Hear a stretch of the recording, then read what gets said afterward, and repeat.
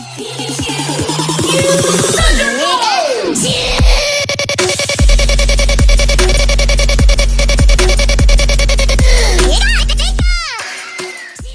of y'all know who it is. It's me, Yoshi the Pikachu Reacts, and I'm back to Meta Knight vs. Marth. Smash Bracket Season 1, Episode 1. So let's do this. It's once again another Kirby fighter going against Fire Emblem. As if this is going to be in a fight. I instantly think Meta Knight's going to win this fight without even watching it.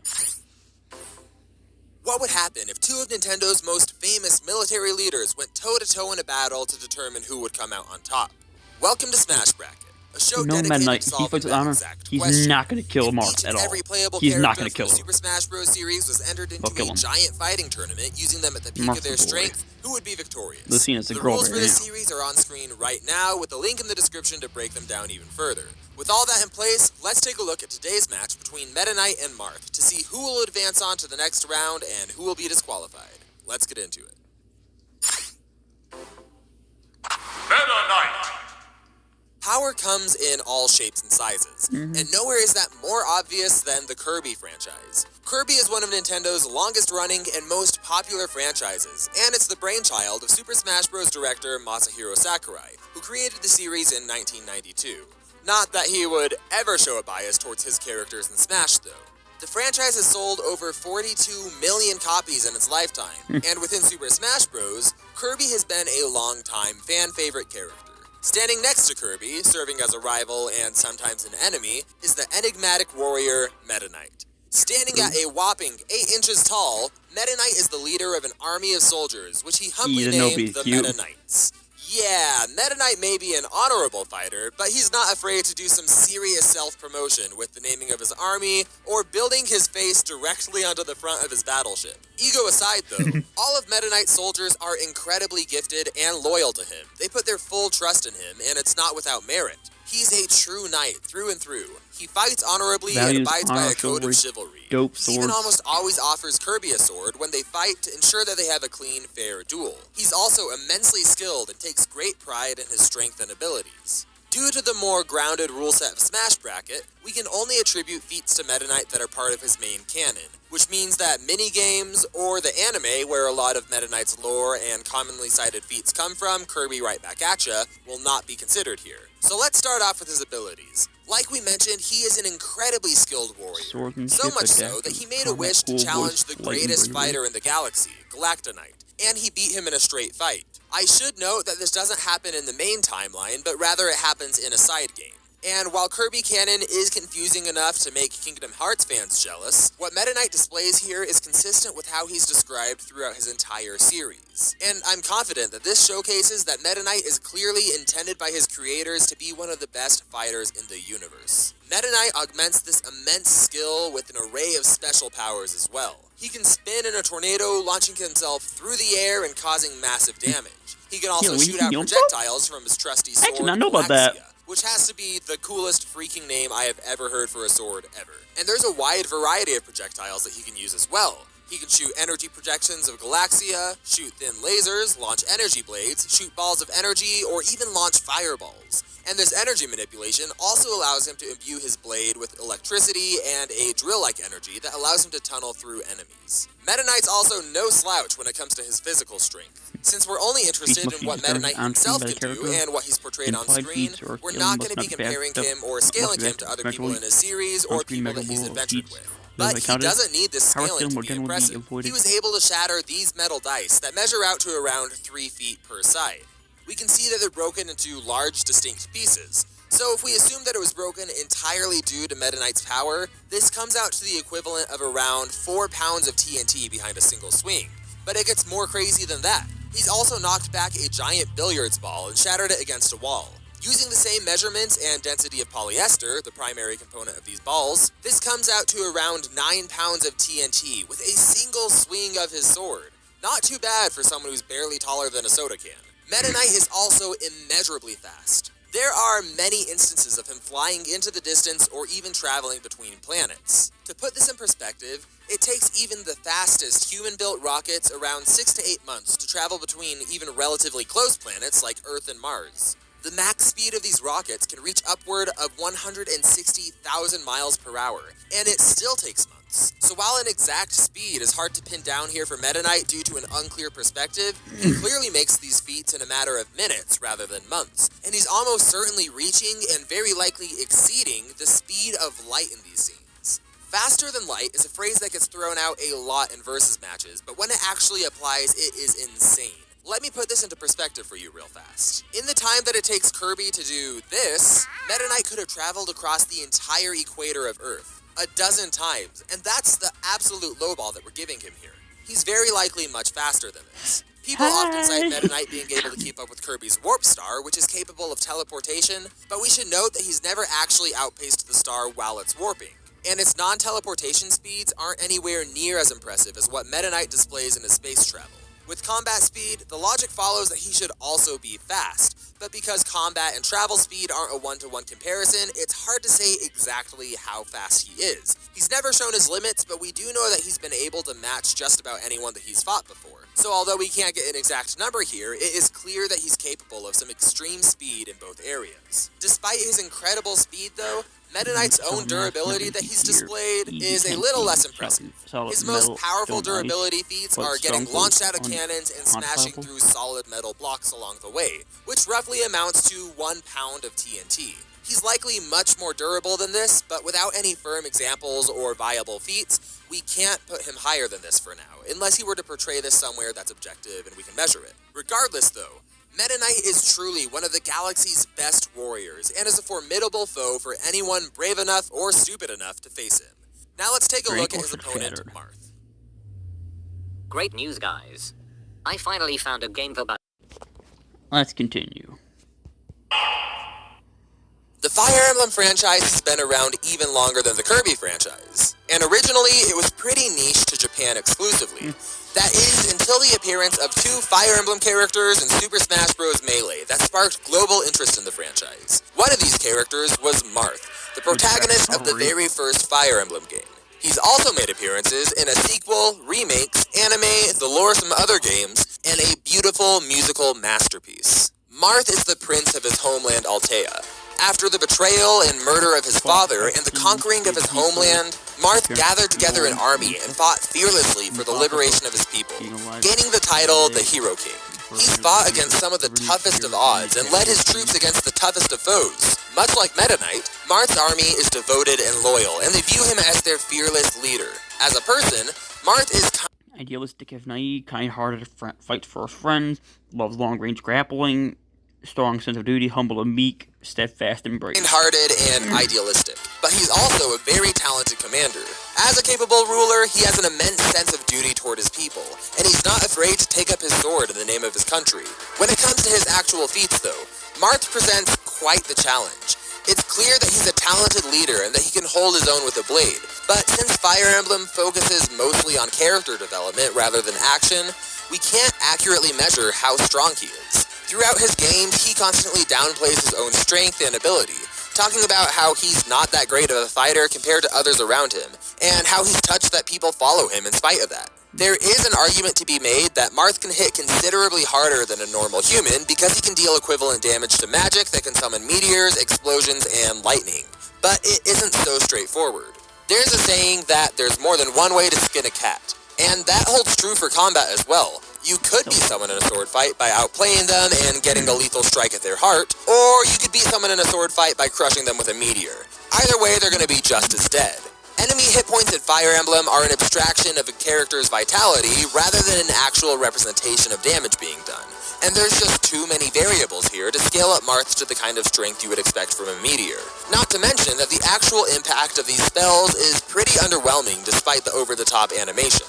When it comes to Marth's durability, we know that he can hold his own in combat against some pretty strong opponents and withstand powerful attacks. But once again, there's not too much that we can measure here.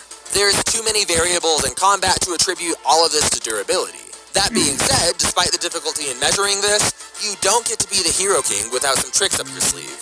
Marth comes equipped with the Shield of Seals, a legendary artifact that's powered by a variety of magical gems. Each of these gems have a powerful and unique effect. The Life Sphere gem heals the wielder to max HP every single turn, and the Dark Sphere gem makes them completely immune to any damage. The exact limits of this durability are unknown, but it's an impressive defense boost that at the very least can stand up to an entire army of skilled warriors and magicians. When it comes to his speed, Marth is fast enough to dodge material and magical attacks in his games. While at first glance this would seem to imply that he has enough reaction speed to dodge arrows or even lightning, it's important to remember a few things here.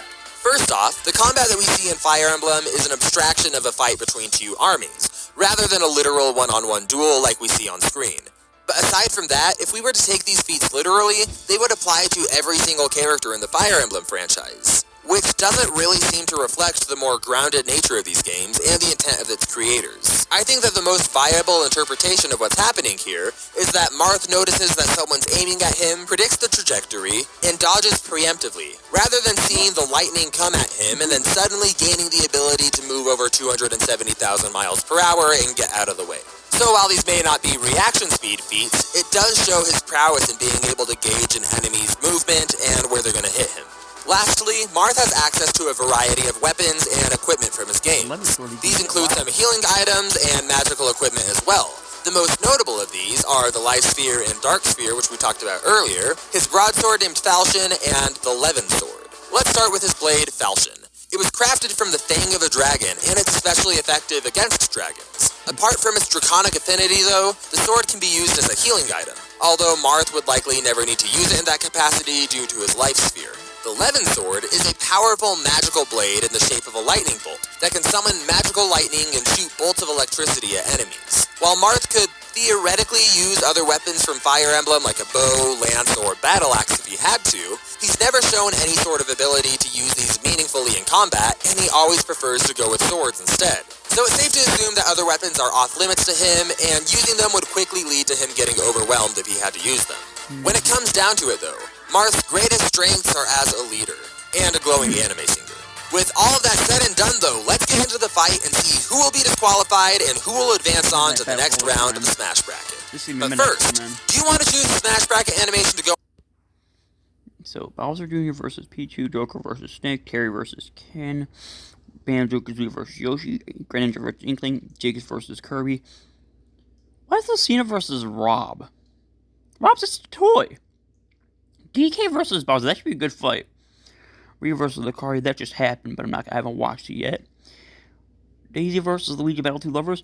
Dark Pit and Samus versus Pit and Dark Pit, that's gonna be a good fight. Falco versus Captain Falcon, that's next. Wario versus Lucas, that should be interesting. Sephiroth versus Mewtwo. You serious? That's instantly Mewtwo dead. Ice Climber versus Game & Watch. Ganon versus Isabelle. Richter versus Ike. Wii Fit Trainer versus all three Miis. Zelda, aka Sheik and Zelda versus Pyra Mythra. And Wolf versus Incineroar, okay? On the channel, we see suggestions. CP10 versus CP11. Villager versus Steve. That should be interesting. Palutena versus Simon. Palu. Little Mac versus Min. I have no clue there. Crown versus Roy. All the time. We're currently running a Kickstarter for Smash Bracket to try to fund the series. And as a promotion for that, we're doing a giveaway for the rights to choose a 2-minute battle between any two characters of your choice. It doesn't even have to only be from Super Smash Bros. To be animated and put on the channel. So is there a matchup that you've always wanted to see or a versus battle you've always wanted to make happen? Now's your chance. Click the giveaway link in the description below to enter for a chance to win. And while you're there, if you want to help keep Smash Bracket alive and keep the series going, please consider supporting our Kickstarter. Even just a $1 donation would really help the momentum and help ensure that we can keep this going. There's also non-monetary ways to support the series for those of you who can't spare any money. Thank you so much for the support, and best of luck in the giveaway. I'm excited to see what you come up with. But with that out of the way, let's get to the fight and find out who will advance on to the next round of the Smash Bracket. Meta Knight. Next is Fox versus Falco. Not Fox. It's Falco versus whatever the fuck his name is. Falco versus Captain Falcon.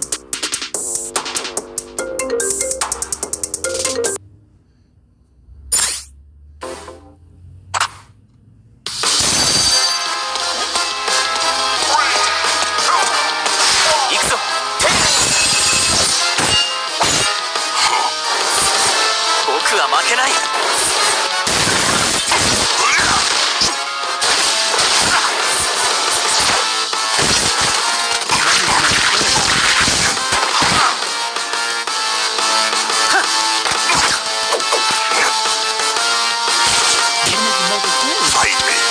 みんな見ててくれ。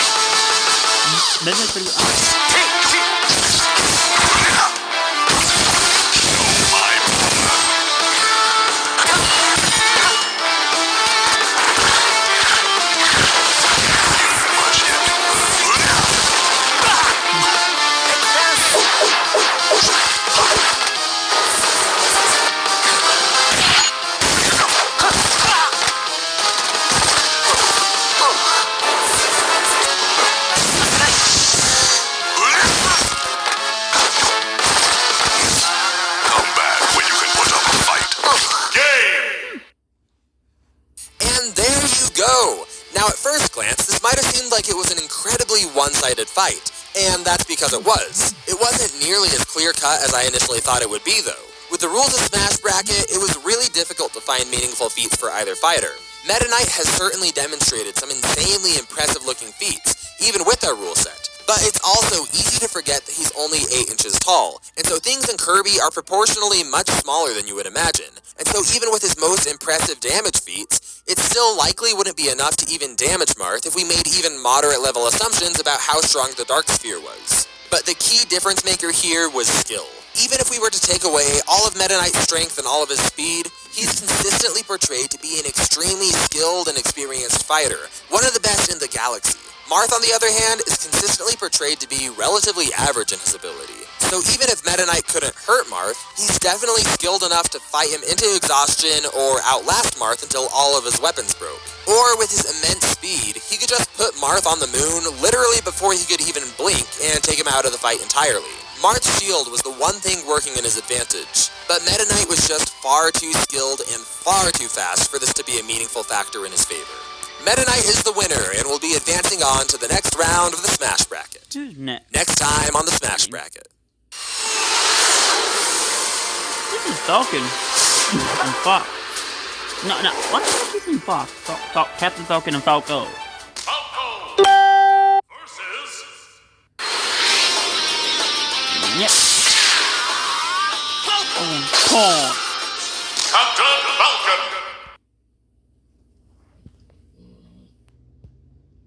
This is the alternate end of the Marth. 行くぞ。 Minute on the ground. 僕は負けない。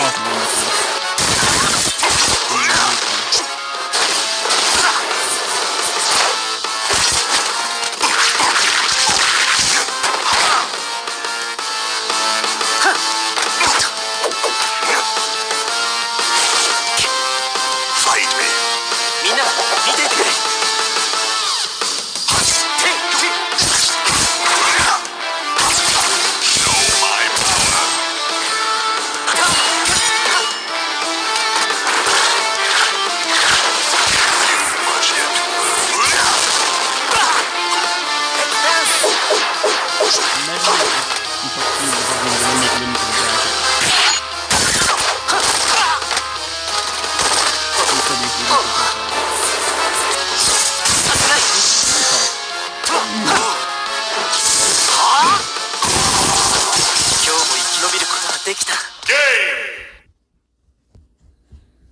That's about it. I would expect that.